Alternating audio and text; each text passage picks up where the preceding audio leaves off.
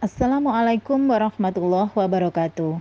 Saya Uswatun Hasanah, calon guru penggerak angkatan 9 dari SMP Negeri 2 Sukodadi.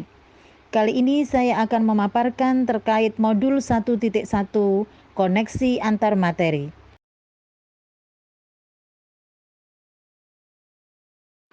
Refleksi diri tentang intisari pemikiran Ki Hajar Dewantara. Pengajaran adalah bagian dari pendidikan. Guru tidak hanya mengajar tetapi juga harus mendidik. Mengajar adalah proses mentransfer informasi. Mendidik adalah proses menanamkan karakter dan budi pekerti. Pendidikan ibarat persemaian benih-benih kebudayaan. Benih yang dirawat dengan baik akan menjadi tunas dan bertumbuh menjadi pohon yang bisa berdiri sendiri dan bisa bermanfaat bagi lingkungannya. Guru adalah petani yang mempunyai peran penting dalam tumbuh kembangnya benih yang telah disemai. Guru sebagai petani harus memahami secara mendalam akan benih yang dirawat. Benih jagung tidak mungkin dipaksa untuk tumbuh padi. Kodrat alam dan kodrat zaman sebagai filosofi yang harus dipahami dan diterapkan dalam menuntun murid untuk mencapai keselamatan dan kebahagiaan setinggi-tingginya.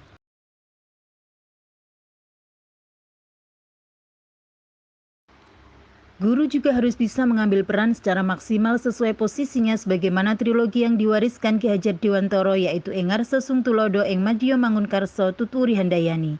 Budi pekerti adalah perpaduan antara gerak pikiran, perasaan, dan kehendak atau kemauan yang menimbulkan tenaga. Proses pendidikan melatih panca indera, kehalusan budi pekerti, dan kecerdasan dengan menyeimbangkan cipta rasa dan karsa melalui pembiasaan pada tripusat pendidikan yaitu keluarga, sekolah, dan masyarakat. Pemahaman saya tentang murid dan pembelajaran di kelas sebelum mempelajari modul. Yang pertama adalah bahwa sekolah sebagai tempat belajar utama, sebagai satu-satunya tempat yang cocok bagi murid untuk belajar, di mana di situ diterapkan segala aturan untuk menyeragamkan murid dalam berbagai hal hingga tercapainya tujuan kurikulum.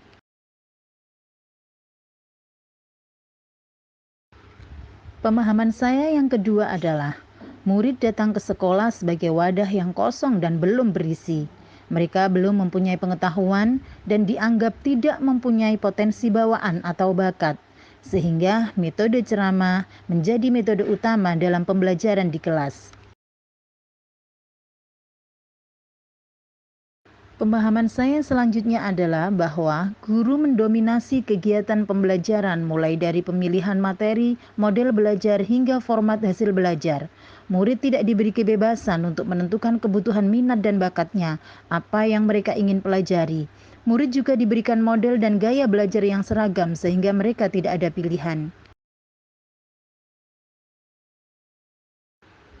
Pemahaman saya tentang murid dan pembelajaran di kelas sebelum mempelajari modul yang berikutnya adalah bahwa target utama belajar adalah tercapainya ketentuan nilai yang disyaratkan atau KKM dan terselesaikannya materi sesuai target kurikulum. Dan pemahaman saya yang terakhir adalah mengabaikan aspek afektif dan psikomotorik dan lebih fokus pada penilaian kognitif.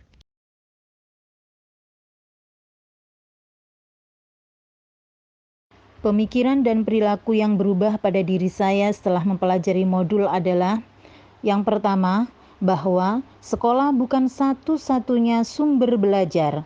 Murid diberikan kebebasan untuk mencari dan memilih sumber belajar yang mereka anggap sesuai dan menentukan gaya belajar sesuai kondisi mereka masing-masing.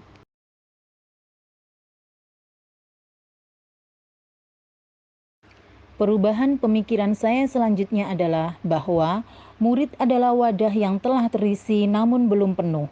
Tugas guru adalah memaksimalkan kualitas isi wadah tersebut dengan mempertimbangkan isi awal wadah tersebut. Misalnya, yang sudah punya potensi dan bakat menonjol dalam kecerdasan kinestetik tidak dibuang dan diganti dengan isi kecerdasan verbal.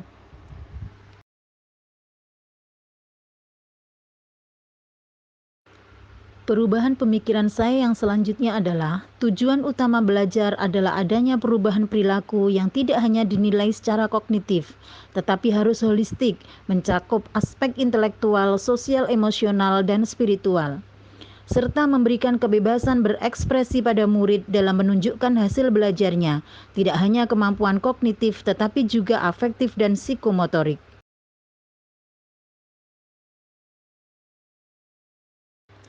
Pemahaman saya yang selanjutnya adalah bahwa guru bersifat sebagai fasilitator yang mengarahkan dan membimbing, menuntun murid sesuai potensi, bakat, dan minatnya, bukan sebagai otoritas yang memaksa dan mendominasi. Murid senantiasa dilibatkan secara aktif dalam kegiatan pembelajaran agar mereka bisa berkreasi dan berinovasi secara optimal. Langkah yang segera bisa saya terapkan setelah mempelajari modul ini adalah yang pertama, mengenali murid dengan lebih dekat terkait bakat, minat, dan potensi yang dimiliki dengan melakukan asesmen diagnostik, baik kognitif maupun non-kognitif, untuk mengetahui motivasi dan level belajar yang dimiliki, agar bisa menentukan strategi pembelajaran untuk diterapkan di kelas. Langkah saya selanjutnya adalah meningkatkan dan mengembangkan kompetensi pribadi untuk bisa memberikan pelayanan terbaik kepada murid dengan memenuhi kebutuhannya dalam meraih keselamatan dan kebahagiaan setinggi-tingginya.